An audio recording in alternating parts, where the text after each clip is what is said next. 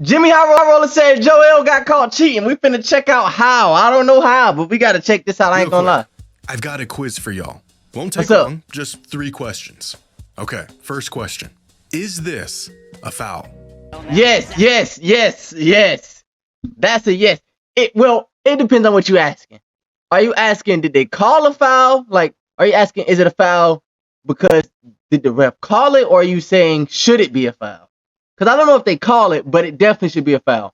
He is hooking the defender. And if they call the foul on him, I ain't gonna lie, it's crazy. But it should be a foul on Joel. Got him. Joel. Okay, foul. And the foul. If you answered no, He got an and one on that shit?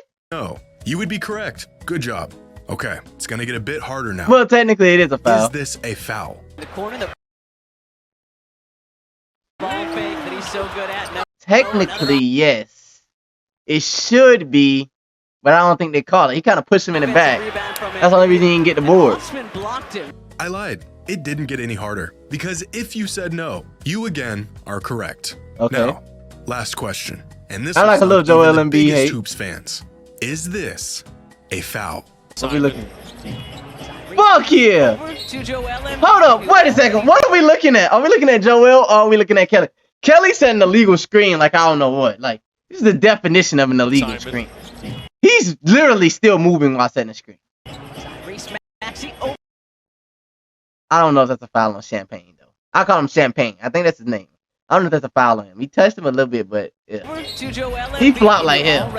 And you got it right. Because of course you did. No. Because this is obviously not a foul. At least not to anyone who's played or watched or even been around basketball at any capacity in their Okay, you were asking if it's a foul on the defender. I thought you was asking was it a foul by the offensive player. So we was going on 2 different things. That's why I was confused at. life. And so I got all those wrong, but technically I was right. Feast off of these phantom calls night after night.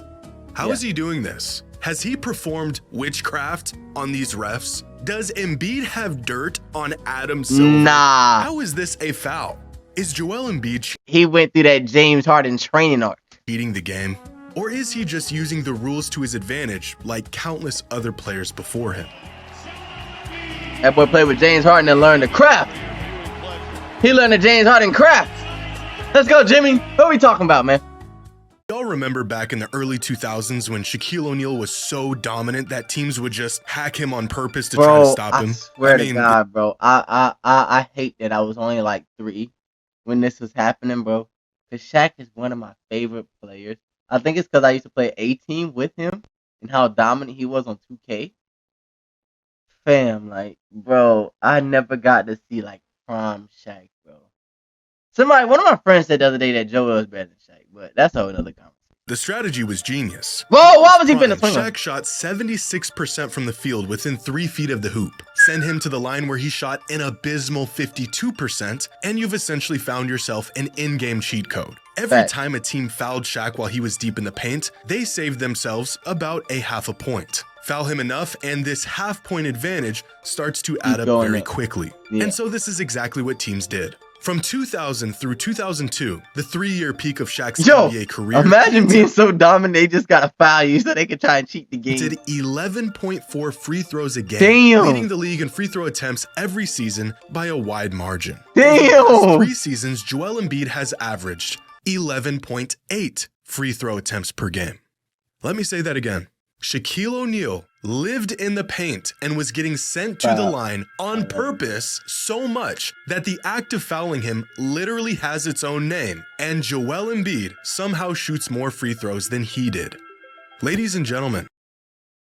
This is an off thing. Joel's hair is hard as shit. Like, whoever's doing this lineup is clean. I don't know how he got the little curl shit. That's that real. He has to be from Africa. Only African hair does that. My hair used to do that. Like where it curls and it looks, oh my God, it's so calm. But this is a crazy stat. 11.8? Oh my God. This shouldn't be possible, and yet it is. Throughout the last 45 years of modern NBA history, Embiid has more career free throw attempts per game than any other player. Oh my God! Over 10 free throw attempts per game. The first player to climb over double digits since Wilt Chamberlain did it in the 60s. James Harden. Hold on, let's go back. I want to see this list.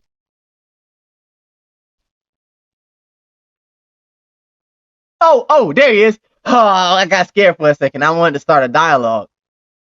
To all those people that say LeBron flops, that nigga Jordan still gets more calls than LeBron. You dick suckers. That's all I wanted to prove. Chamberlain did it in the 60s. I got scared. James Harden spent half a decade as the best scorer in the league and was almost disregarded throughout those 4 years because of his foul baiting and rule bending. And even he is all the way down here. But Embiid's knack for drawing fouls goes even further, because here are the most frequent free throw shooters in NBA history based on free throw attempts per 36 minutes. Here's LeBron, here's Jordan, here's James Harden, and way up here is Shaquille O'Neal. And here's Joel Embiid. Damn! This is outrageous. The foul merchant label Embiid has earned himself over the last few years, as harsh as it is, may just be the reality of his game. This season, Embiid has been on a tear, averaging the second most points per game in a season in modern NBA history, and being well on 36. Oh my God, Joel is speaking. Whoa, we gotta go back. I did not know Joel was. Look at how many players are currently averaging like top 20 shit though. These are the top 20 points per game all time. The dark colored ones are currently in. It's just this year or currently active. 06. This is not this year. That was last year. That's not this year. Let's see if we can catch this year. These are all last year. We just passed one. Oh, Luka is also this year too. Joel's the last year was up there too. Damn, scoring is crazy. Damn. Nah, James was literally tweaking on some other shit that year. I ain't never watched this year. That's second year, Jordan. We gotta watch that.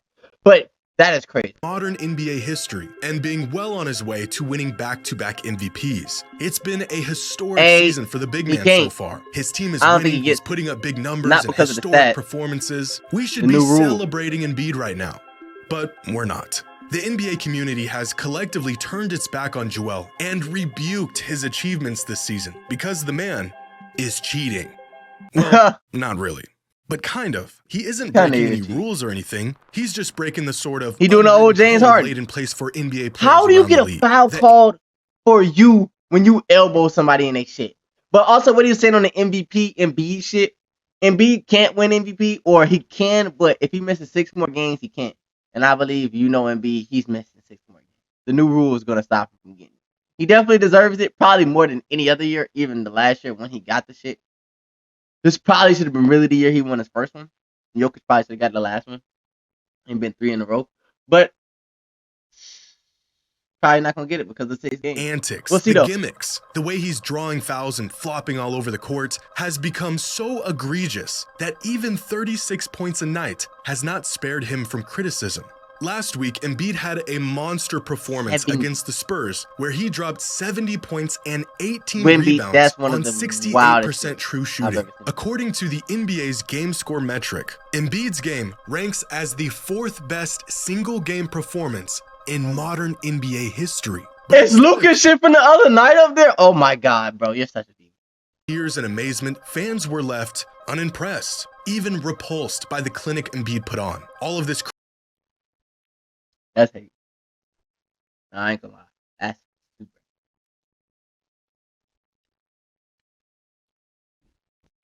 Yeah, nah, this is really what it is. I was gonna say, bro, y'all saying 23 free throw attempts, but I mean, they were triple teaming him. If you watch the game, well, I only watch highlights. It's on my channel. I'm going to link it in the information box. I'm lying. I'm probably not. But it'll be at the end screen for sure. But 23 free throw attempts, still having 49.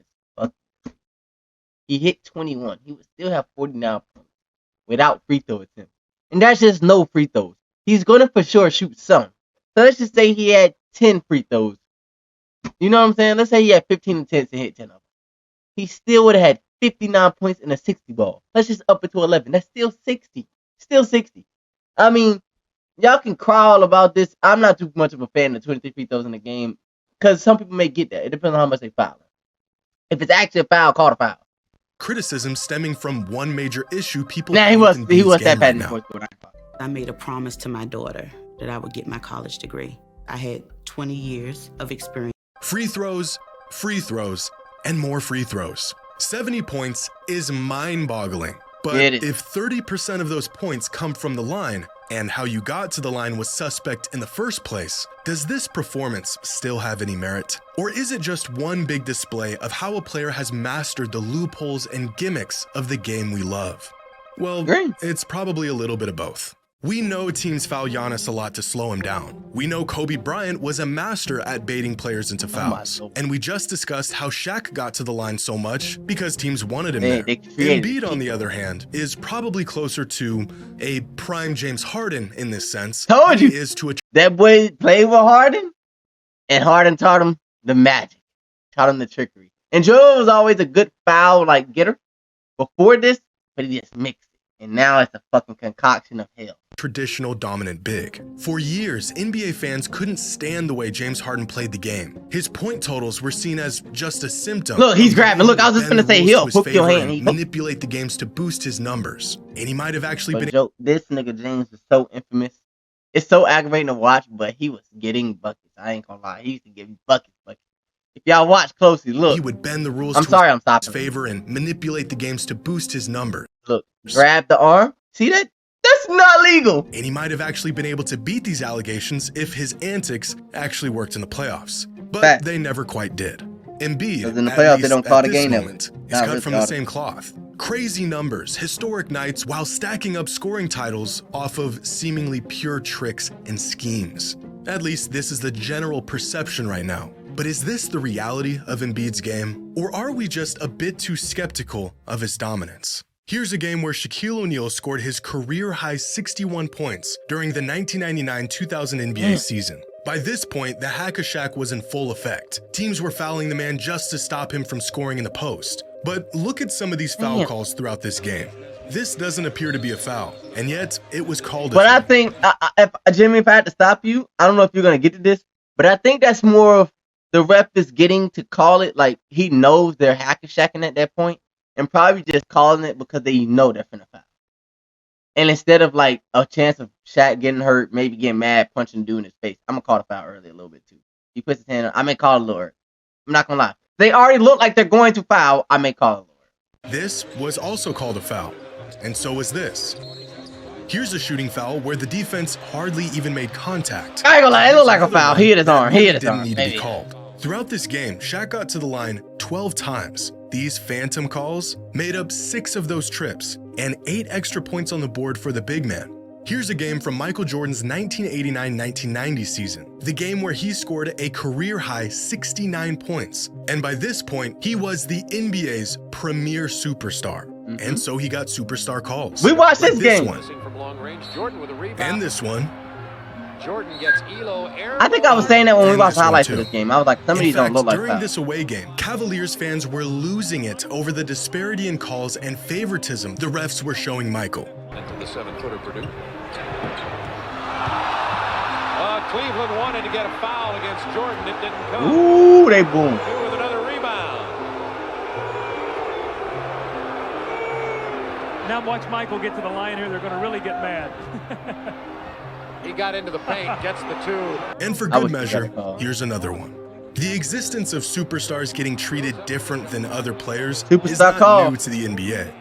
And I show you all of this to say that not only is Joel Embiid not the first player to use the rules to his advantage, but he's also not the first player to receive favorable superstar treatment. A few years ago, Peter Lee, a data analyst and NBA fan, wrote a great piece about the idea of superstar calls and the validity of their existence. Within his research, Peter collected all of the last 2-minute data from the NBA dating from 2015 to 2019 and put each type of foul within these reports into different categories. Incorrect calls, or calls made when there wasn't actually a foul, and incorrect no calls, which is when a player got fouled but no call was made. He then gave an advantage rate and a disadvantage But how? rate by comparing the Okay, rates at is which this players how received is it stats on like other referees looking at this and saying, "Oh, that's a call, not a call," and they're the ones coming up with this, or is it just random people that watch basketball doing that? Because if a ref's not doing it, I don't want to even use that because I want the refs to do it. Now, if it's the refs that didn't call the game that do it, okay, this is valid.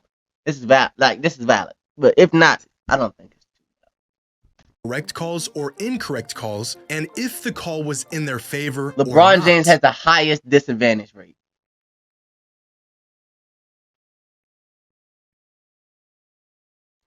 and he has the lowest advantage rate out of the top 4 superstars. And DeMar doesn't even like. DeMar is really just a mid-range shooter, so it's kind of hard to foul a mid-ranger more than the rest of those players. Most of those players are slashers and go to the paint more. DeMar is more just a mid-range. He then categorized every player in the league based on merit into 3 tiers: superstars, stars, and non-stars. Now, what makes this research next level is that last 2-minute data is the most objective method to review officiating in the NBA. Since its introduction in 2015, last 2-minute data documents every call made within the last 2 minutes of every game that is within 3 points. All of these calls are then reviewed and reported by a league operations team to determine the accuracy of each and every call. As Peter mentions in his article, they provide transparency to referee performance and the closest thing that we have to objective truth when it comes to the accuracy of a call or no call. And within his data, Peter tracked over 38,000 of these calls from nearly 2,000 games from 2015 to 2019. And after reviewing this data, he concluded that superstars are over 20% more likely to be advantaged on offensive calls compared to even stars of the league. In other words, superstars are more likely to get a foul call where there wasn't a foul 20% more often than anyone else. Overall, the referees tend to swallow their whistle, make incorrect no calls at a relatively even rate across all player groups, but are more likely to give lenient foul calls to superstars on offense. But we all knew superstar calls was the thing, though. We knew there was a superstar whistle. We know that. Basketball fans know this. It's always been a thing. It always probably will be a thing. Like certain players get certain calls. You can't touch a certain player a certain way. That's just how it is. Is it right to all the players? No. But do you want to see that? Some of you may say no. But if you don't see it, I mean, the points per game will be looking like shit. The superstars you like, I mean, bro, they want, let's believe me, they want KD, LeBron to average 25 plus as long as they can. But it's kind of crazy. They don't be giving LeBron. Superstars receive preferential treatment on both offense and defense compared to stars and non-stars. They are most likely to receive incorrect foul calls on offense and commit incorrect no calls on defense, which proves the existence of superstar calls even in the last 2 minutes of close games. It's a fantastic article, and I've left a link in the description if anyone wants to check it out. And all of this data just confirms what we already knew. Superstars get calls. Yeah, so we all then knew. why is Joel Embiid getting criticized for being on the receiving end of this star treatment? I ain't gonna lie.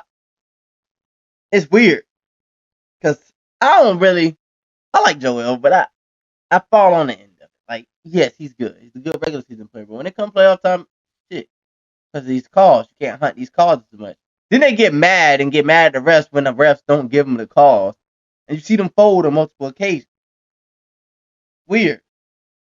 I don't really criticize it. When countless players before him did the same thing. Joel Embiid is the reigning MVP and scoring champion. Of course, he's going to get some favorable calls going his way. But just like referees give preferential treatment to superstars, fans give preferential treatment to certain players as well. Specifically, players who have proven that their tactics and antics actually work when it matters. 36 points per game is no fluke. But when your production and efficiency plummet by nearly 25% in the postseason and your superpowers wear off when your team needs you most, all of a sudden that 36 a night feels a bit fraudulent. I feel like at this point in his career, Embiid's reputation precedes him. And right now, I ain't gonna lie, those stats are still superstar numbers.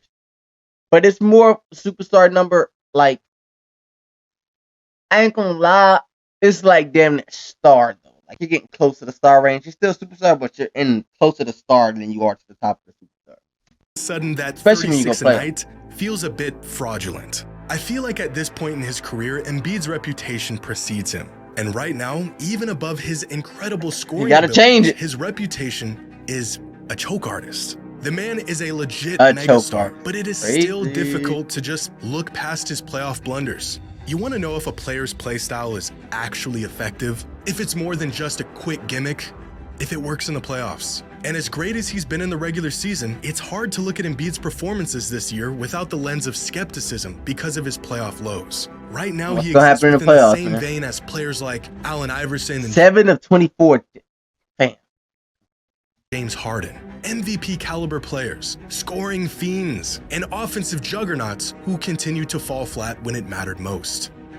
I don't like the AI shit. AI never really had real help. I don't like that. Is Joel Embiid cheating the game? You can't show James Harden, who had Chris Paul, Russell Westbrook multiple times, Kevin Durant, Joel Embiid, KD again, Kyrie Irving. You can't show him, then show AI. That's not fair. Can't show Joel, who had a stacked defensive OD 76ers team with Doc Rivers as the coach, even though Doc is a curse.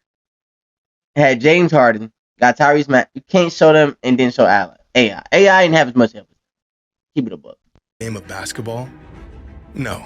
Embiid is far from the first player to boost his game with brazen schemes and rule-bending methods. He's not the first player to benefit from superstar treatment, and he's also not the first player to receive criticism for it. Hope you all enjoyed. I did. Until next time. But what did we come to? What do y'all think? So, do y'all criticize Joel? I like this very a lot. Do y'all criticize Joel for the superstar calls? I really do and don't. Look, this is my next. These are the videos y'all are getting today. I'm on my 3 video a day shit again. Here at the end of the video, you're getting 3 videos a day, every day. Every day. I'm grinding. I want it again. But what do y'all think? Let me know down below, man. I don't know. I don't criticize him for it, but when it comes playoff time, I'm definitely gonna be one of those people like, bro, that shit is cool, right? It's cool, right? Until it's not. When it's playoff time and that shit ain't working, you look like straight dog shit. 7 to 24 is terrible. Especially in a closeout game. That was game 6. And I remember that game last year. They looked fucking awful. Awful. Let me know what y'all think about the MVP down below. If y'all think Joel closed the season out with MVP, remember, cannot miss 6 more games. 6 more games. Let me know any more recommendations y'all want me to watch down below. Shout out Jimmy. Love you, Jimmy. You'll probably never see this, but I love you, boy. Catch y'all boys in the next video.